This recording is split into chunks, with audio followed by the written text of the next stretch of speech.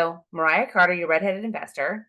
I have been friends with Andrea Abella Marie for I would say like 3 years now. We both joined the same circles of real estate investors, and our journeys have like gone like this, and like now we've landed in not really investing. I help business people with business funding, and you found your calling. So this chat is us talking about that and helping get the word out about your services and your passion and your mission. So feel free to introduce yourself, Andrea. Yes. Well, thank you, Mariah, for having me on here. I am so grateful that you decided to put this together and are giving me your time to allow me to talk. My name is Andrea Abella Marie, and I am a veterans resilience coach. I help with mindset in those who have suffered from something related to trauma. And I essentially help high stress business professionals, such as emergency service personnel, as well as veterans, with their mindset in terms of reframing thoughts into a more positive manner so that they can have a better quality of life, reduce stress, anxiety, gain clarity, gain forward motion. And of course, in the business related sense, it also gives them better employee retention rates because they're better to communicate, or they can communicate better. They have better business relationships due to the fact that they're not like yelling at people or they're not having some crazy emotional reaction. So essentially, my mission is just to help people overcome their trauma and also just gain an overall better quality of life. And we've kind of bonded over this because my husband is a veteran and he does have PTSD. It's like 90% of his disability.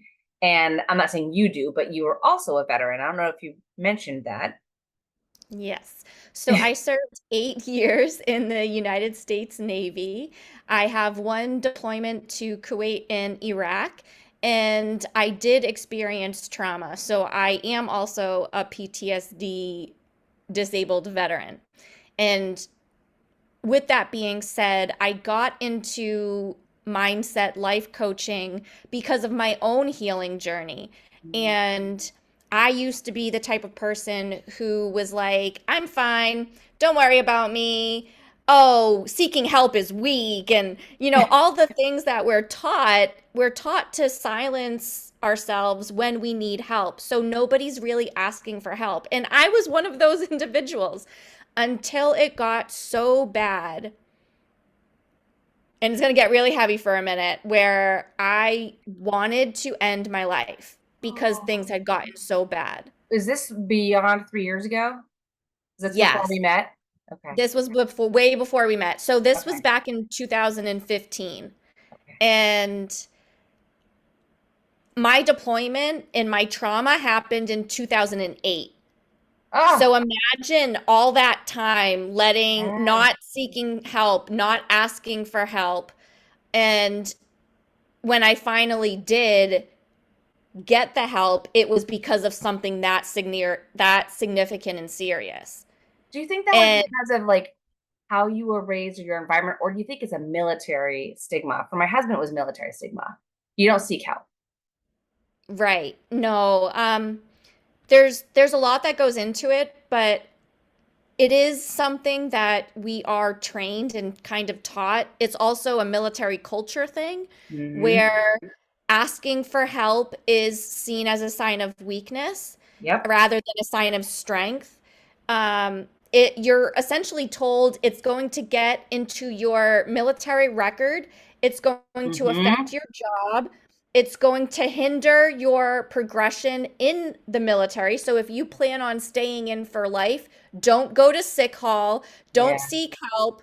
Just keep your mouth shut and suffer in silence because it will affect your career Mm-hmm. and your promotions.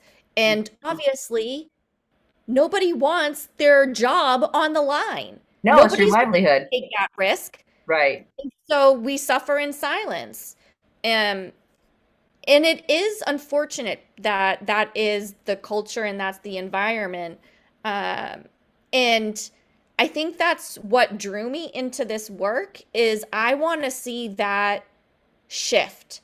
I want to see that change so that mental health becomes more talked about, more commonplace, it's safer and it's more comfortable because I found, especially with those who struggle with PTSD, trusting yourself as well as trusting others becomes almost impossible. It's not impossible, but it feels like Feels that. impossible. Yeah. And so essentially, I don't want people to struggle as long as I did. Mhm. And I definitely don't want to see people get to a point where they're thinking and seriously contemplating taking their own life Mhm. just because they refused to seek help or get the help that they need. So, my mission is to be a resource, to be that support, to be there and have conversations and help them get the tools, the tips, the techniques, all of the little things that can help improve their daily life little by Mhm. little, which is Mhm. why my key phrase is strength, resilience, one day at a time, because that's literally what it is like. Yeah. You know what's the other thing is I know we're talking about veterans here, but I remember when we first went into that first mentorship, you and me, there were so many women. Like, I don't have trauma in my life. I was blessed I did not have that. I have different types, but not like what I was experiencing in that group of women. There were so many women that came out of abusive relationships, verbal, physical, whatever it may be. Um, Different cultures that had abuse on women, and they came over to this country and they're trying to like assimilate, and like honestly, several of them were strong business owners in their own right, but they were still navigating that. And like, how do you know if they've really dealt with that trauma, or maybe they can learn to use it as an empowering tool? So it's kind of interesting that it's not just the military that have trauma, Right. obviously. It's a lot of these entrepreneurs. Like, there's more C-level executives that have survived sexual and child abuse. Mhm. There's more C-levels that have gone through that than not, which is wild to think about. Right. No, you're absolutely right. The statistics of sexual trauma is really overwhelming for both men and women, Hmm. which is why I don't work with one or the other. I work with everyone. And it's mostly because I was for a while the only female or the only woman in my unit. And I was Mm. also the youngest. So there was a time where people were like, "Oh, she's just a girl. Like she can't hack it with us." Or it was, "Oh, she's too young. She doesn't understand." And so I was very much dismissed and disregarded and not taken seriously. Yeah. And or when I would talk, I would get the, "Oh, she must be PMSing. Oh, she's just a woman. She, whatever." Like, Yeah. "Oh, she's just too emotional. Oh, she's too sensitive. She needs to get thicker skin." But the Mm. reality of the situation was I was asking for help in the way I knew how. And Yeah. I didn't have the words or the skill set at the time to communicate what my needs were. So when I asked for help, it was interpreted as emotional, as just, "Oh, it's just her being her." Being It drama. wasn't seen as, "Oh, this is her asking for help." And so now part of what I do is I can see those warning signs. I can see some of the shifts in the body language, in the mannerisms, in the tonality, in the facial features, like in the body posture and positioning. Like I can see, oh, there's something deeper there that we are unaware of. We're I would not be seeing. oblivious. I'd be oblivious. Yeah, it Yeah. and sometimes it's subtle. It doesn't have to Hmm. be obvious. No. Yeah, actually, I was at so again, my husband's the only one I really know that had, besides you, I guess, but I don't know your story at all. But my husband we went to a concert and I didn't realize how much he did not like being in crowds because he doesn't trust. Like he's always looking around him. And my sister-in-law happened to catch, like, I would go to live bands, be shoulder to shoulder people, like, just, squished up by the stage, not really, just hoping no one like stole my wallet is the only thing I'm worried about. But my husband's thinking fight or flight. Like literally, and my sister-in-law looked at him and goes, I think he might need to go to a different area. And I looked at him, it was at a rock club in Boston, and there was a second floor where there's like not much people there, but you could still see everything. You're not in the thick of it. But I was just like, because he was just staring, but he wasn't looking at anything. And so she's like, so I grabbed him, I'm like, do you want to go take a break upstairs? And he's like, okay. He didn't even know what he needed because he wasn't thinking about it. And then we went up there and I could see his demeanor just relax. He was much better in a place where there's a wall behind him. No one's around him except for here where he can see them. And he's looking down at everything else. And then he acknowledged to me that he did not like the people bumping up on him. He didn't like drunk people who are just like, it just triggered him. And he didn't really show anything that I saw. My sister-in-law hadn't noticed something. So it's to the regular civilian, we call it. We don't really see that military response, but there are people, some people, don't they like talk too much or they stay busy and that's a way to recover from their traumatic experience. They just how they get through things. Oh, 100%. Mm. Um, it's actually quite common that workaholics are typically suppressing their emotions by staying too busy so that they don't have to feel what they are like they're actively avoiding feeling their emotions rather than sitting in it, processing it, dealing with it. They are actively being like, nope, I'm too busy. I can't think about it right now. I got to focus on this. I got to do this. And so they're all over the place so that they don't have to deal with whatever is bothering them at the time. And it could just be like, oh, someone said something I didn't like, or it could be something much bigger where it's like I'm avoiding feeling my feelings because it's a response to a trauma event that occurred. And it's essentially, it just boils down to unprocessed emotions and unprocessed trauma. And usually, if somebody's doing too much, it's an avoidance tactic. And so the question becomes, what are you avoiding?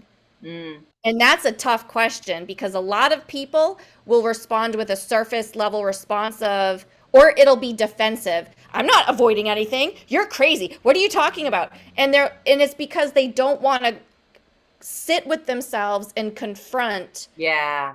whatever is bothering them at the time. Yeah. And it's kind of hard to articulate because there's a lot of layers. Like, we are complex creatures. And I always use the analogy of like peeling back the onion because the deeper you go, the more you want to cry. And it's because like It gets stinkier and stinkier. There's so many layers, and humans, us creatures, like who we are as people, tend to operate from like very surface level. So if you picture an iceberg, we only see this small little ice chunk up top. Yep. And that's precisely, think of actors on a stage. What character do I want to show up as today? Who do I want the world to see today? Like, how do I want to show up in the world? How do I want to be seen? How do I want to, like, so we only show a little sliver. That's true. And then you think of this big chunk underneath. This is everything that we're hiding from the world. This is everything we're refusing to show to our friends, to our family, to our coworkers, to our colleagues, to our acquaintances, to even strangers. Like, this is everything else. Yeah, it runs deep. Now, okay, so I have a question for you. I'm thinking therapy. How does what you offer in a service differ from like a therapist? Because we're talking a lot of like therapeutic kind of stuff, but what's the difference? So the difference is I am non-medical, Okay. which means there's no insurance involved. It means uh, there's no medical reporting anywhere. You don't have to worry about Discretionary. insurance denials. You don't have to worry about anything getting into an employee record. It's literally just a conversation. And then I will give you activities to do. I will give you tools. I'll give you tips to practice or utilize. And it's your choice 100% whether you use them or not. And that's a little bit different than, say, talk therapy, or if you do a skill based therapy, it's usually you're working on one skill at a time. Mhm. Whereas what I do is I pull from my different life experiences, from different therapies that I've used in the skill based therapies, like different skills that I was taught and have Mhm. used that have worked for me. And for instance, I'll do a quick demo, like a demo. Okay. So this heart, it literally says note to self. I am capable of amazing things. And there's a bunch of sticky notes all on this thing. And so my one of the tips or tricks or whatever you want to call it that I use myself is having these sort of messages around me. Oh, And so even if I'm not consciously reading it, subconsciously, I'm seeing it. okay. And the reason I say that is because we are bombarded in this world with information coming at us from all sides. Yeah. So we delete, we distort, and we deform the information that we are being processed. And then we delete whatever we don't need. And so Yep. if say for so I think the statistic is like 2,000 pieces of information are coming at us through our senses at all times, but we only utilize about 100,000. Hmm. The statistic is alarming. I don't quote me on that. I don't know the exact numbers. It's But okay. It's just minimal compared to how much you're getting. yes. So Yes. like a lot of what we process is on the unconscious, subconscious level, Hmm. which is why doing something like this is can be a really powerful tool because I may not be actively reading it every day, but it's in my line of vision. I Yeah. have it on my desk every single day.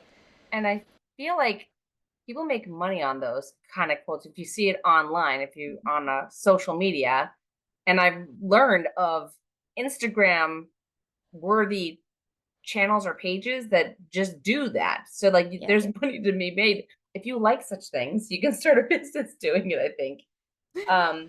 That's the other thing is, in these business coaching type of scenarios, they ask you to do like vision boards or like Hmm. words. Like I will say, my love language is words of affirmation and physical touch. I do know that. Like I need a hug once in a while, and I need like Mariah, you're doing a good job. So sometimes I have to ask my husband to tell me because it makes me feel better. But some people, my husband's love language is service. He'd rather like he. I was away this weekend. Just a side note, and he sent me a long text about all the things he did in the house, and I told my best friend, I was like, "So my husband just told me he did the dry cleaning, the cleaning, cleaned all the floors and all this." And she goes, "Why is he saying that to you?" And I'm like, "Because he's basically telling me he loves me." And she's like, "He's not telling you like how much work he did." I'm like, "Nope. That's him just being the house will be perfect when you come home, honey." That's what he means by telling you that list. But that's not my love language. So I try to appreciate it. But just side note about just communication, because that's the other thing too. What we're talking about here is like, how do you communicate with others when you're trying to manage your experiences of being overwhelmed. Like I will say, you have here on your page here about overwhelmed professionals. Hmm. That's something I go through all the time, and a lot of entrepreneurs are. They're overwhelmed, and like, how do you compartmentalize? I've tried the calendar blocking. I've tried. I've tried talking to a life coach. Um, I just I don't know what sticks for me. So I guess my question is like, when you're working with maybe overwhelmed professionals, what are some? Do you have any little tips and tricks for those who are like? I mean, I curse on my computer all the time. My dog just runs and hides. It's not Yeah. good. So sometimes it is a matter of sitting with yourself for a minute or like 30 seconds, 10 seconds, 2 seconds. It doesn't have to be very long, just to take a deep breath. And that will reset your mind because a lot of our stress response, we have to start with ourselves before we can like go out into the world and deal with others. So Yeah, if there's any sort of lack of trust within ourselves, it's going to be perceived externally to the world and to those around us. And yeah, we might not even consciously be aware of that. So the first step is to try and get you consciously aware of yourself and your emotions, what you're feeling, what are you avoiding, like what are you struggling with? Because sometimes the struggles that we think we're facing are not the actual struggles that we are facing. So, for instance, if you're struggling with procrastination, the question is, well, I should say it ends up becoming what am I avoiding, but what am I gaining by procrastinating? mm, And so a lot of people are like, Andrea, you're crazy. What are you talking about? There's no gain to me procrastinating. There's no benefit to me procrastinating. My question to you then becomes, well, you wouldn't be doing it if there wasn't some benefit. yeah, And so it's one of those really tough questions where you kind of have to sit and think and kind of go like, well, I'm avoiding doing this work because I think that it'll make me seem crazy, or I'm afraid of the rejection. And so I'm protecting myself from that rejection of XYZ client, yeah, or I'm avoiding this difficult email or this difficult conversation with a client or coworker or manager yeah, because I am trying to protect myself, my sanity, and my peace. yeah. And I'm that's just definitely like guilty of one that. very, very quick example where it boils down to there's a lot underneath the surface. So I'll like circle back as to what I was saying with that iceberg, Mm, where we only see this little portion. yeah, And so we consciously see it as procrastination. But then what's that underneath thing yeah. that is what really is the issue? Yeah, I mean, I that is one of my I want to call it a fault or a skill set, but I know for me, when I procrastinate, I actually do better under pressure. If I have more time to hem and haw over a situation, I'm not going to execute well. But I've got like lighter under my feet and I got to move, I can move, no problem. Like my last job title in W-2 was execution manager. I think that's hilarious, but it's because I got flip done. You know what I mean? But Mhm.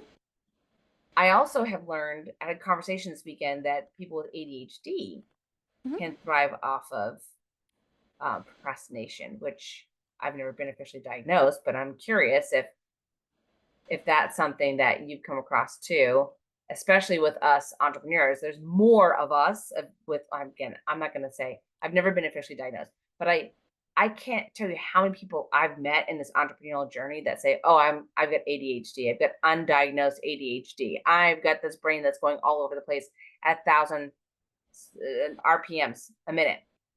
Is that part of like this maybe this trauma that we're going through or how we're managing going getting through each day? It's possible. Yeah. Um, I mean, I'm not a medical practitioner, so I'll say like I'm not a licensed medical professional and I don't offer medical advice.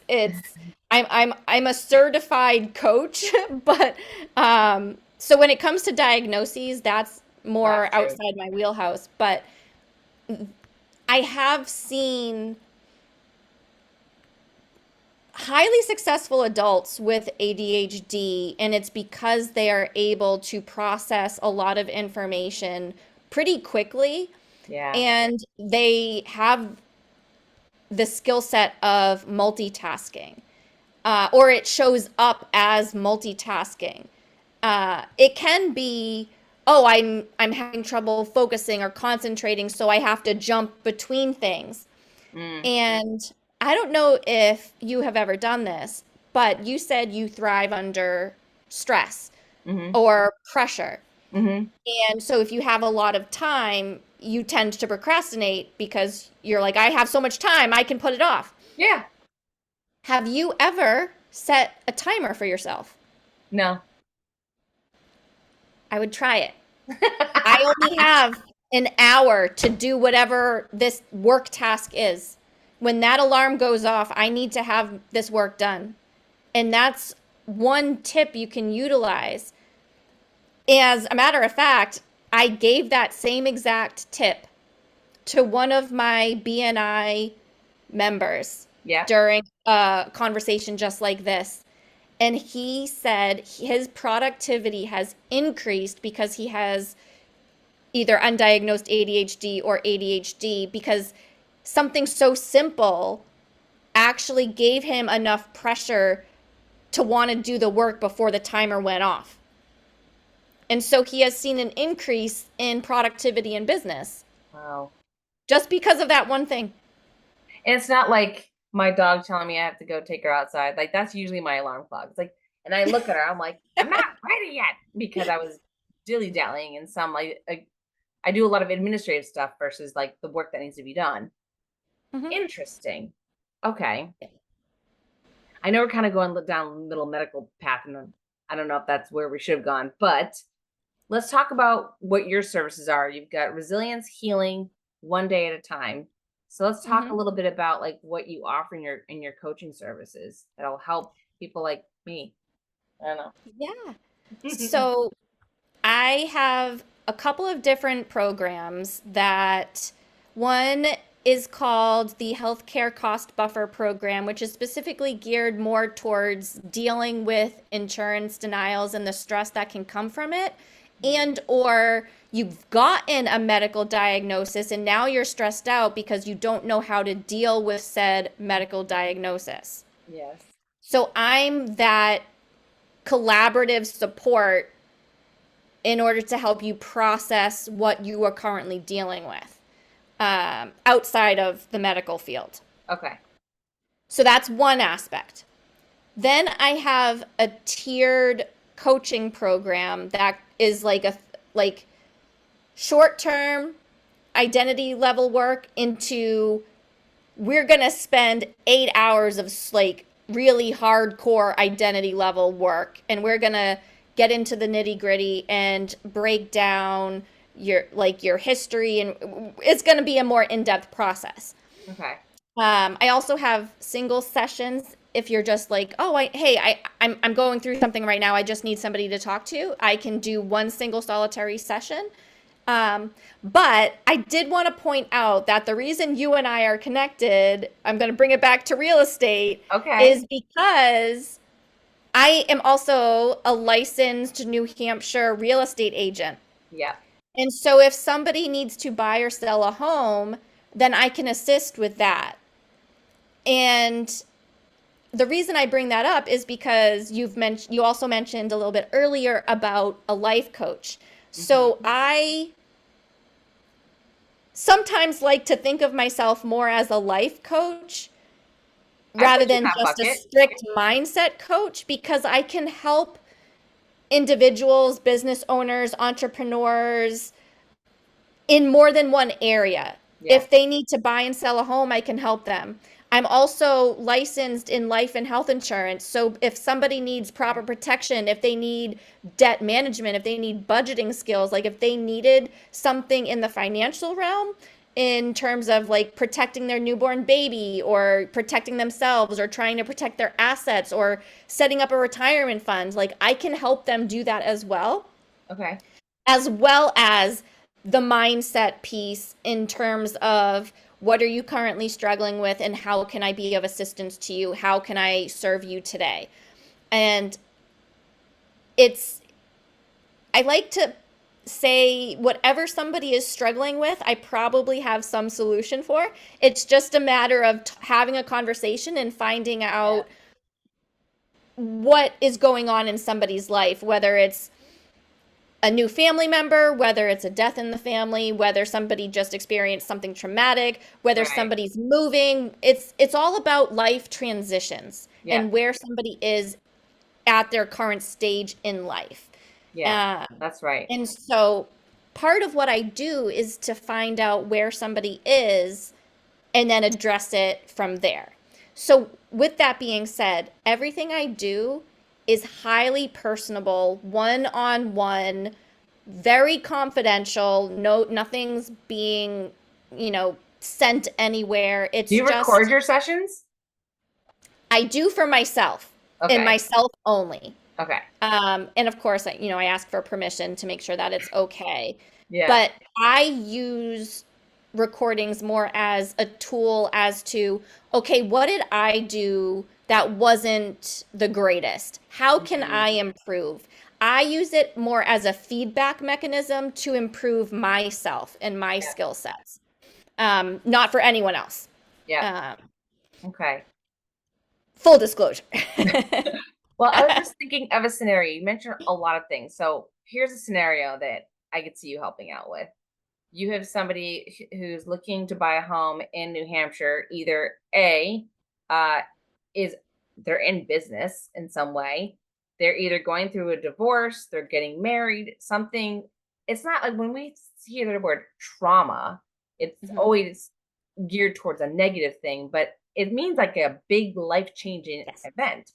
Getting married, becoming a step parent, like how can you help them navigate that new home environment and how that should be calm, level, and like organized for their lives? So there's that piece. There's the insurance for the longevity of wealth, generational wealth. We'll talk about it, right? Wealth management, debt. And then um, hypothetically, there could be someone who's a veteran in the family as well that you can help out. Did I miss anything? No, I think it's like you've got the full circle. So like your ideal person to work with is like, and I'll say this openly, is that we all understand logically that when we come across someone in our lives, they probably have more going on than that one engagement you have with them. Like you're getting Mhm. coffee, they're having coffee. You know they're a mom. Okay, they're dealing with a mom or a dad, and they're dealing with that. But there could be their parents they're dealing with that never came up as a topic. And now they're helping their parents age to the next level of their life. So like you could help out anybody who's going through a life change that they need to help navigate through. Would that be a fair assessment? That's quite fair. Yes. Okay. So it's really anybody. Actually, do you have an age? Like, do you work with kids? I do not work with kids. I Okay. only work with adults. So Okay. if you are aged 18 and above, then I am more than happy to work with you. Okay. Um, I do want to do another asterisk and say that I do tend to focus on veterans, business owners, entrepreneurs, high stress level professionals like Mhm. CEOs, CFOs, like, but I also deal with emergency service personnel like nurses, ER doctors, Mhm. firefighters, police officers, correctional officers, because they are also sometimes more likely to be veterans than not. Um, Mhm. those with a service heart who want to give back to society, but also in the sense of they usually have the most stressful jobs and they're also the most unappreciated. Yeah. And it's not that we don't value them, it's just it's not consciously talked about as much as I feel like it should. And those I are agree. typically the ones that are struggling the most. And I want, like I said at the very beginning of this conversation, I don't want somebody to be so stressed out, so depressed, so anxious that not only are they refusing to ask for help, but they take it to the extreme and they're like, you know what? Life is just not worth living anymore. Like, I want to nip that early Yeah. and quickly. And I just, with that being said, I am definitely 100% open to working with anyone that is an adult. Hmm. No restrictions on that. It's just that's more of my focus because I want to make sure that the ones that are taking care of us Hmm. are also being taken care of themselves.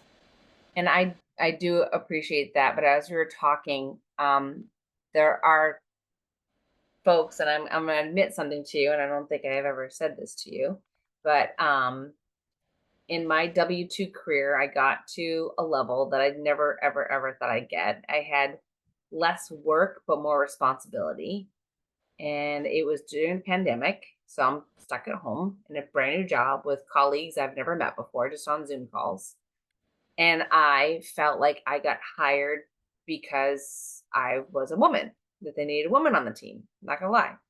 And I thought I wasn't very skilled. I'm good at interviewing, I'm good in front of people, but really, am I good? Like, I've been in sales for over 20 years.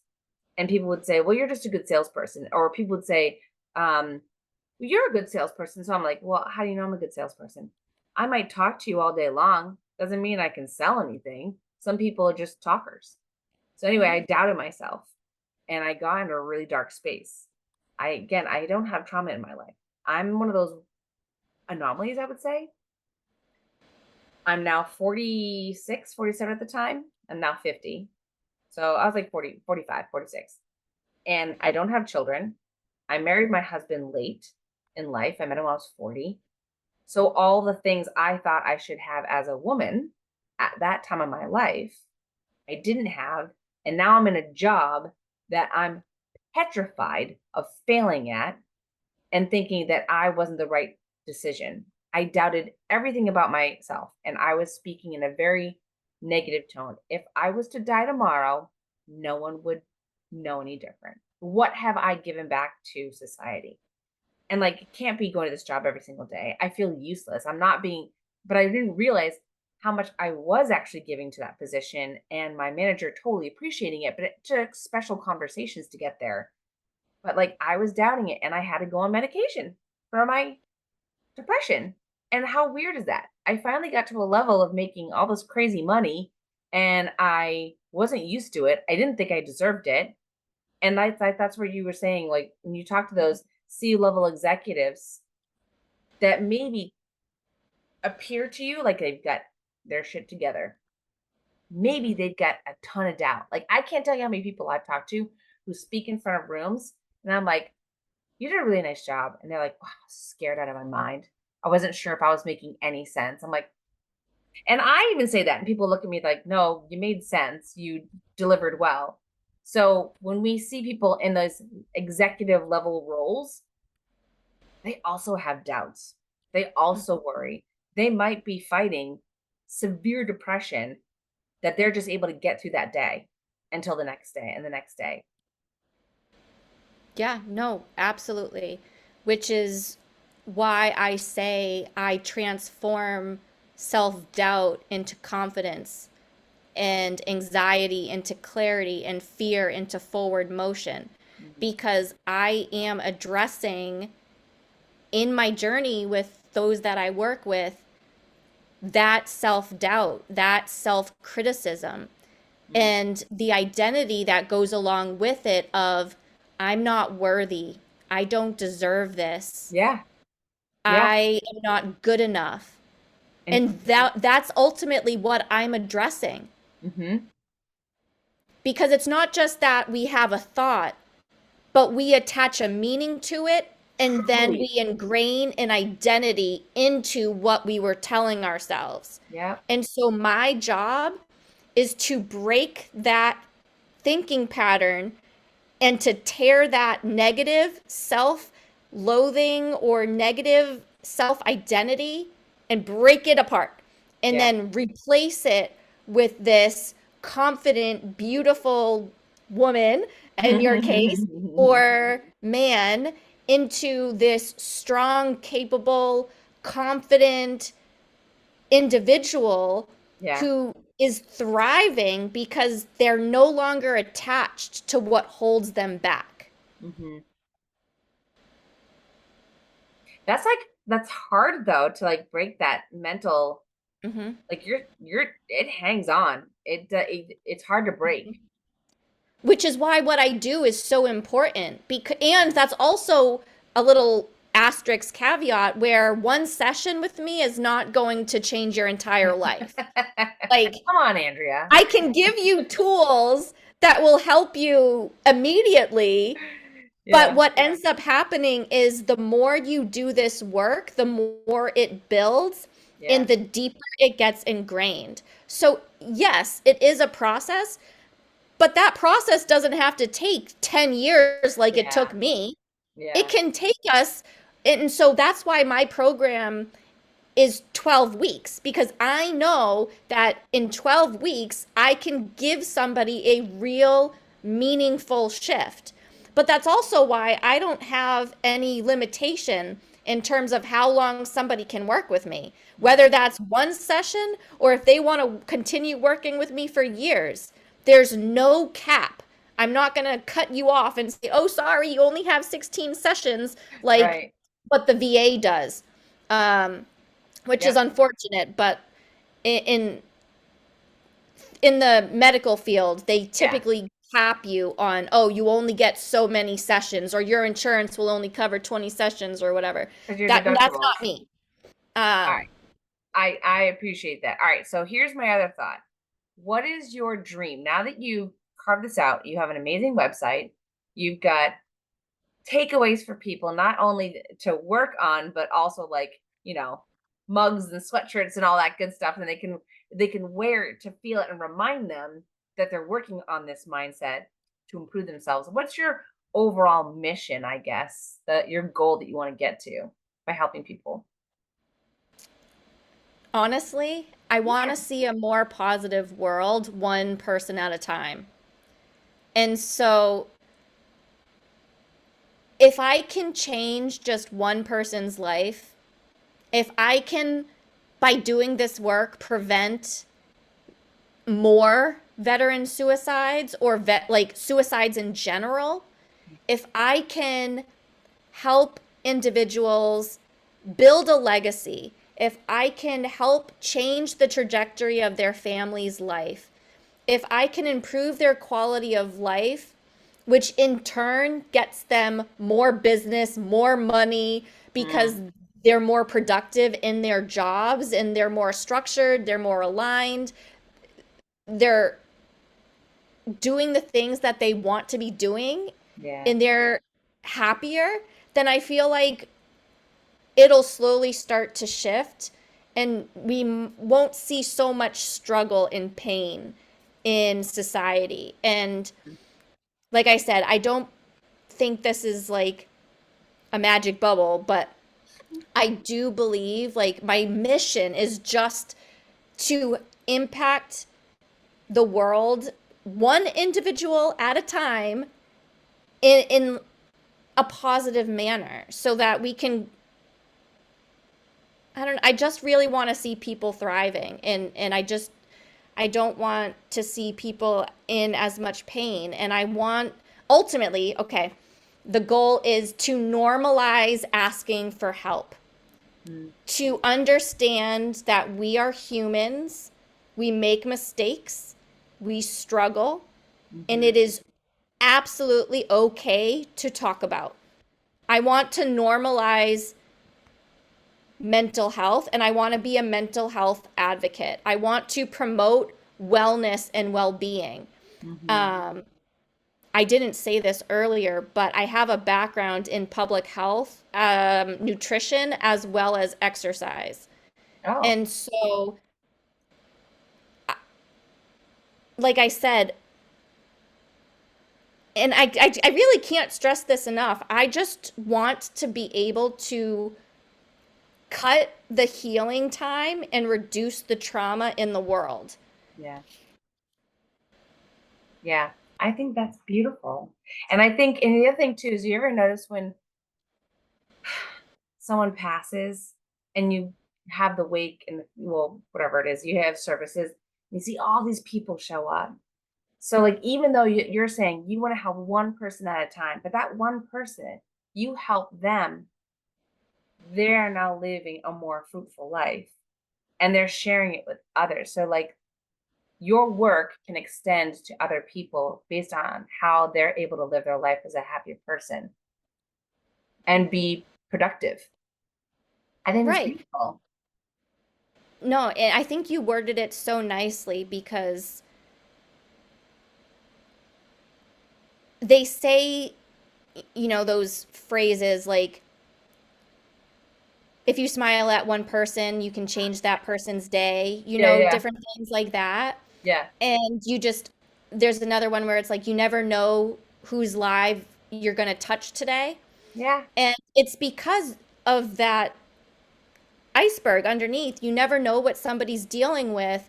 And so if you're that nice person, if you're genuine, if you're honest, if you are coming from a place of integrity and you really have that heart of service and you're leading by example, and if you're trying to make a positive impact in the world, it can spread, yeah, because if I help you and then your family and your friends and your coworkers see the change in you, then they're going to wonder what you're doing. And mm-hmm, then they're also going to be affected by the things you say and your behaviors and what true. you do. And have you ever heard the phrase 6 degrees? We're 6 degrees away from From Kevin everyone Bacon, else in but the world. yeah, Kevin Bacon. Yeah. So no. So it's like we're Yes, I forget how they say it, but it's essentially we're 6 degrees away from yes, everyone else in the world. And yes, if like we're just hitting one and that one person is like it's like ends up being a pinball. Like yeah, you affect this person, or no, dominoes. That's the best way to word it. Like you change one person's life in a positive manner and then that person goes out into the world and then they yeah, have an effect on another person and then they have an effect on another person. But if you think about it, we're social creatures and we're not just dealing with one person every single day. We're dealing with so many so many. people because Yeah, of going out to the grocery store, buying gas, dealing with clerks, going grocery like shopping, going clothes shopping, buying gifts, like our families, our friends, our coworkers. We are yep, dealing with so many people every single day yeah, that it is very hard to track how much of a difference we can have in true. one person's life. I like that you say that because I try to tell my husband that because of course, with his PTSD, he'd prefer not to leave the house. And I'm the only person he interacts with. Well, at work, he's on Zoom calls and whatnot, but he does try to force himself to go out. And I think that's good for him, but he can only do it in doses Oh or yeah. he has trouble. But this was super helpful. Okay. Anything else you think we should cover? I think that was a great topic to talk about. Yeah. I think it was amazing. And I'm just so grateful that we got the chance to talk and you allowed me to share a little bit about what I do. Oh, So absolutely. thank And you. so as we were talking, I think I've come up with the name for my podcast, I think. So my friend who passed away last year with her sons, she wanted to use the word radiate. She wanted to radiate goodness to others. And I've been trying to think of how to use that word. Like the redheaded investor. So what if investing, the redheaded investor, I'm investing not only in investments, but also in myself. So I'm curious if I could call this radiate with the redheaded investor. And it could be topic just like this. What do you think? I think that's beautiful. think it is too. I think it's gonna work. Okay. All right. So now we've got the name. I'm gonna pause this because I'm gonna ask